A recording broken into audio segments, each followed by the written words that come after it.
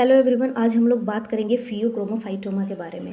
तो फियोक्रोमोसाइटोमा जो है वो एड्रिनल मेडुला का डिसऑर्डर है। पिछले वीडियो में हमने देखा था कि कुसिंग सिंड्रोम, एडिसन डिजीज़ और कान सिंड्रोम जो है वो एड्रिनल कॉर्टेक्स का डिजीज़ है। वहीं फियोक्रोमोसाइटोमा जो है एड्रिनल ग्लैंड का मिडिल पार्ट, जिसे हम लोग मेडुला बोलते हैं, उसका कंडीशन है।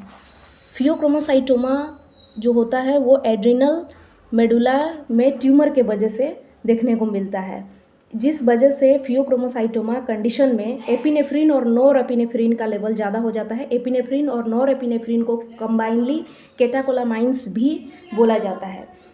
या तो एड्रिनल मेडुला में डायरेक्ट ट्यूमर के वजह से फियोक्रोमोसाइटोमा देखने को मिलता है, या फिर चेस्ट, ब्लैडर, एब्डोमेन या ब्रेन ट्यूमर जो कि आगे मेलिग्नेंट होकर एड्रिनल ग्लैंड के मेडुला पार्ट को इफेक्ट करते हैं, उस केस में भी फियोक्रोमोसाइटोमा देखने को मिलता है।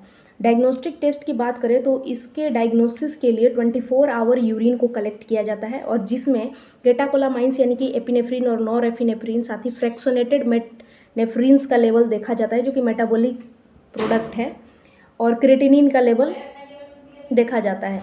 कॉम्प्लिकेशन की बात करें फियोक्रोमोसाइटोमा का, तो एपिनेफ्रिन और नॉरएपिनेफ्रिन के ज़्यादा होने की वजह से पेशेंट में हाइपरटेंसिव क्राइसिस देखने को मिलता है, और ये हाइपरटेंशन की वजह से ही रेटिनोपैथी, नेफ्रोपैथी देखने को मिलता है। कार्डियक इनलार्जमेंट देखने को मिलता है। हार्ट में प्रेशर ज़्यादा होने की वजह से डिसअरिथमिया भी हो सकता है, हार्ट फेल्योर, एमआई, और ब्लड में प्रेशर ज़्यादा होने की वजह से जो ब्लड वेसल्स के वाल हैं वो डैमेज हो सकते हैं, जिसकी वजह से प्लेटलेट एग्रीगेशन देखने को मिलता है। साथ ही एरोटिक एन्यूरिज्म देखने को मिलता है, बल्जिंग हो सकता है ब्लड वेसल्स का। लार्ज ब्लड वेसल्स जो होते हैं उसमें कहीं प्रोट्रूजन देखने को मिलता है, इसलिए इसको एरोटिक एन्यूरिज्म बोलते हैं, तो ये भी देखने को मिलता है। साथ ही पेशेंट का डेथ भी हो सकता है। नेक्स्ट हम लोग असेसमेंट का बात करें तो इसमें पेशेंट को हाइपरटेंशन के लिए असेस करना है। सस्टेन हाइपरटेंशन यहाँ देखने को मिलता है, पैरोक्साइमल जिसे हाइपरटेंशन बोलते हैं, और severe headache, palpitation, flushing, red face देखने को मिलता है, डायपोरेसिस, एक्सेसिव स्वेटिंग देखने को मिलता है, pain in chest and abdomen देखने को मिलता है, nausea, vomiting, heat intolerance, weight loss और हाइपरग्लाइसीमिया देखने को मिलता है। साथ ही इंटरवेंशन की बात करें तो यहाँ पे पेशेंट में वाइटल साइन में स्पेशली ब्लड प्रेशर को मॉनिटर करना है, हाइपरटेंसिव क्राइसिस और स्ट्रोक, एमआई, कार्डियक डिसअरिथमिया के लिए मॉनिटर करना है। ये सारे कॉम्प्लिकेशन है फियोक्रोमोसाइटोमा के लिए, तो इसे रोकने से प्रिवेंट करने के लिए मॉनिटर करते रहना है पेशेंट को। साथ ही पेशेंट को हेल्थ एजुकेशन देना है, स्मोकिंग को प्रिवेंट करने के लिए, कैफीन बेवरेजेस को प्रिवेंट करने के लिए, और पोजीशन को सडनली चेंज करने से भी रोका जाता है। और मेडिकेशन की बात करें तो इसमें अल्फ़ा एड्रेनर्जिक और बीटा एड्रेनर्जिक ब्लॉकर्स दिया जाता है, जो कि एंटी हाइपरटेंसिव मेडिसिन है, ब्लड प्रेशर को कम करती है।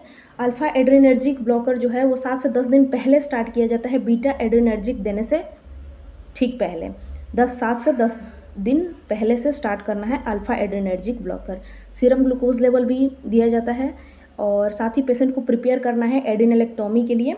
सर्जिकल मैनेजमेंट है फियोक्रोमोसाइटोमा का एड्रेनलेक्टोमी, क्योंकि वहाँ पे एड्रेनल ग्लैंड में ट्यूमर देखने को मिलता है, और बिफोर सर्जरी एब्डोमिनल प्रेशर को प्रिवेंट करना है, या फिर पाल्पेशन ऑफ एब्डोमेन को प्रिवेंट करना है, क्योंकि इस वजह से पेशेंट में हाइपरटेंसिव क्राइसिस हो सकता है। और एब्डोमेन में प्रेशर अगर किसी भी रीजन से क्रिएट किया जाता है तो उस केस में प्रेशर जो है वो ज़्यादा हो जाता है, इसलिए ये वर्क को प्रिवेंट करना है। So this is all about pheochromocytoma. If you like this video, please like and subscribe.